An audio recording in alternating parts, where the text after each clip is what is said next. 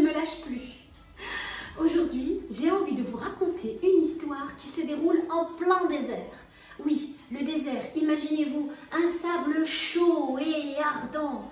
Ah là là, à la rencontre de plein d'animaux du désert. Est-ce que vous êtes prêts à m'écouter? Allez, prêtez-moi vos petites oreilles. C'est parti. Toc, toc, toc. Bouteille, ouvre-toi.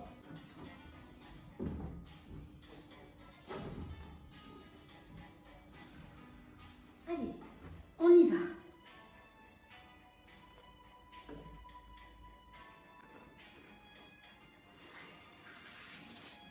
Le turban du sultan.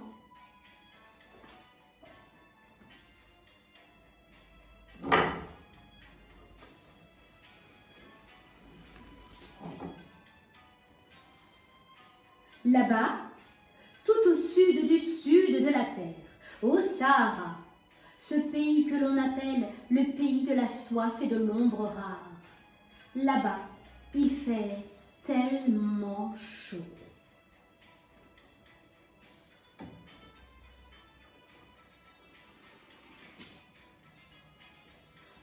Un matin, le sultan perd son turban. Un beau turban fait de laine rare et de soie sauvage.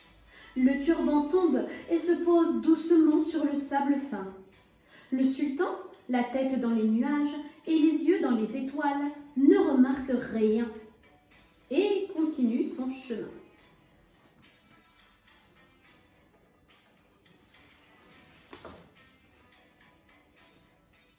Le lendemain, une gazelle trottine.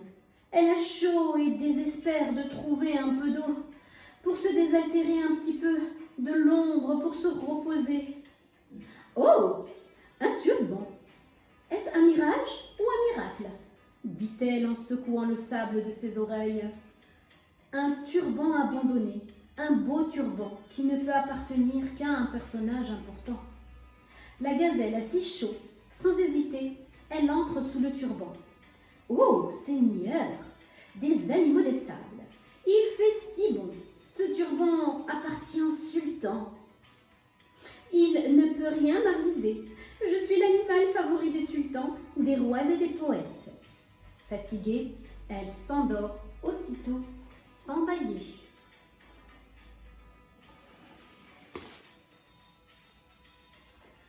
Peu après, arrive un scorpion. Il s'arrête devant le turban. « Quelle fraîcheur !» pense-t-il en humant l'air doux. Sans hésiter, sûr de la peur qu'il suscite chez les autres, il entre. Sa venue dérange un peu la gazelle, mais après tout, il y a assez de place sous le turban. « Rien ne peut m'arriver !»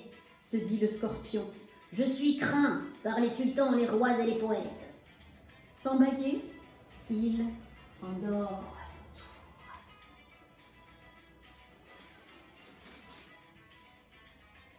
Le soleil étale ses rayons sur les dunes. Il fait de plus en plus chaud. Un faucon se pose juste à côté du turban.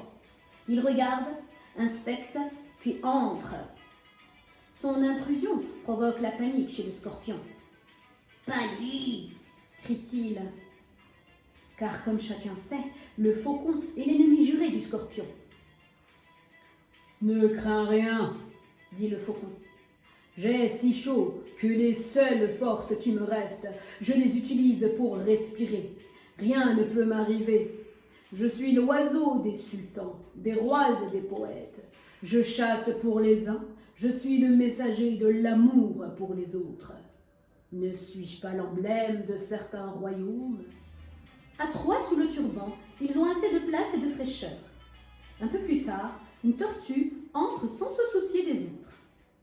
« Nom d'un palier, quelle douce ambiance !» dit-elle. Un air doux et rafraîchissant pénètre dans ses narines et sous sa carapace. La gazelle ouvre ses beaux yeux, mais ne dit rien. Le scorpion étale ses pinces pour occuper un peu plus de place. Le faucon déploie ses ailes. La tortue se dit que, puisque c'est c'est ainsi, elle est la bienvenue.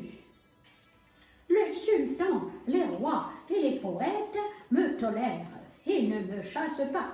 Je fais partie des merveilles des sables du Sahara. Sans baguer, elle s'endort.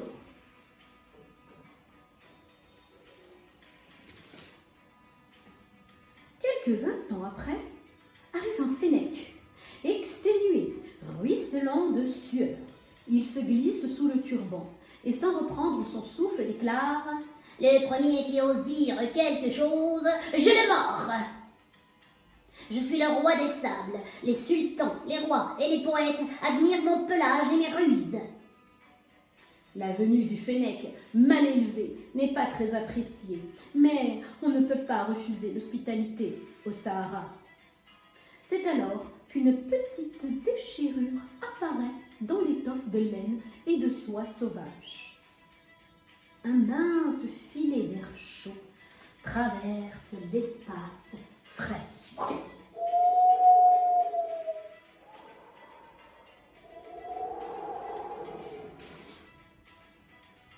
Soudain, le turban vacille, tangue. Un dromadaire à la bosse humide et à la laine forte engouffre sa tête sous le turban. « N'entre pas !» hurle le fennec. « Arrière !» crie le scorpion.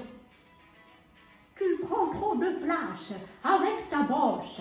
dit la tortue. « Reste sur le seuil, s'il te plaît !» supplie la gazelle.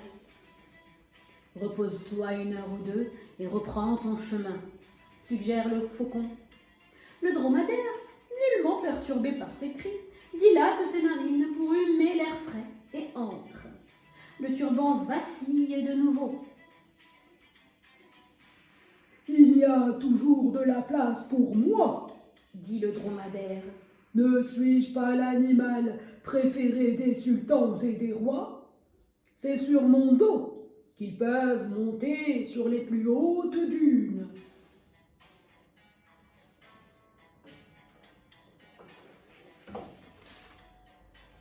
Surgit alors un zèbre essoufflé, hagard, perdu dans ce paysage de dunes de sable.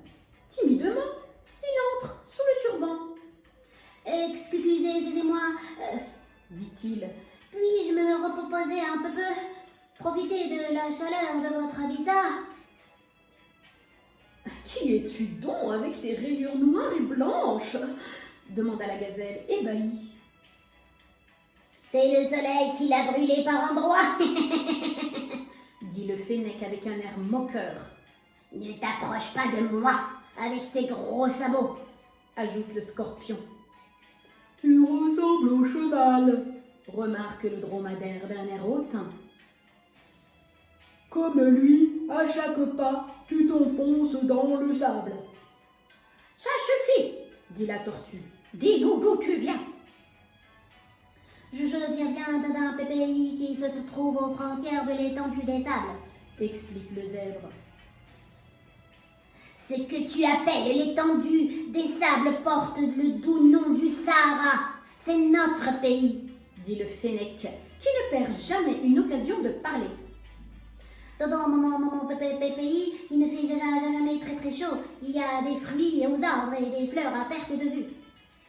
Ils sont 7 à présent sous le turban. Il fait frais, même si l'air chaud s'infiltre par la petite déchirure.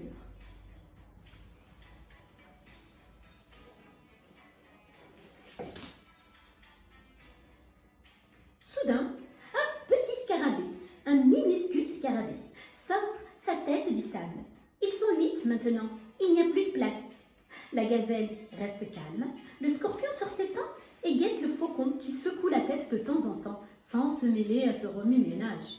La tortue respire doucement.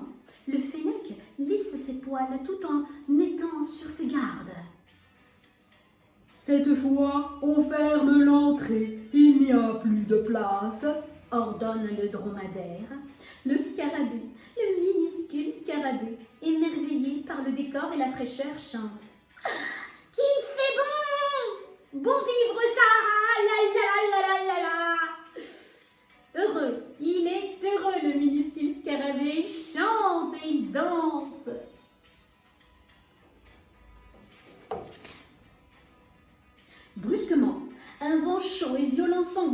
la déchirure et soulève le turban, qui en peu de temps prend de la hauteur, tel un tapis volant. Il plane au-dessus des sables, des oasis, des palmiers et des dunes immenses.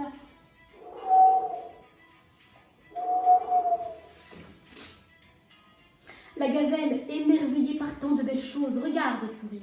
La tortue s'est repliée dans sa carapace. Le fennec hurle et pour la première fois ne fait plus le malin. Le faucon ne bouge pas.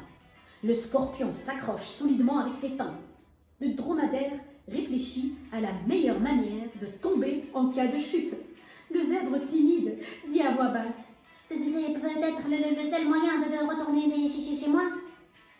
Le minuscule scarabée continue, chante à voix basse pour se donner du courage. La la la la la la la la la la la. Enfin, le turban vole au-dessus du pays des sables. Il pose tout doucement au milieu d'un merveilleux jardin, avec des fruits, des fleurs et de l'eau. Le jardin du sultan. Les animaux sont éblouis par tant de verdure et de richesse. « Oh, mais c'est mon turban !» dit le sultan. « Je ne savais pas que les animaux du Sahara habitaient mon turban. » Et voilà, j'espère que mon histoire vous aura plu. Et à bientôt, histoire de Kamishibai. Au revoir.